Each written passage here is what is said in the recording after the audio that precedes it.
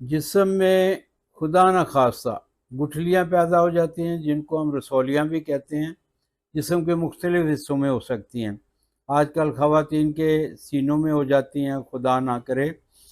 तो गुठली अगर जिस्म के किसी भी हिस्से में है, और बाज़ का होता है कि जिस्म पूरे पे जगह जगह पे रसौलियाँ बन जाती हैं, उन सब के लिए ये एक बेहतरीन दवाई है।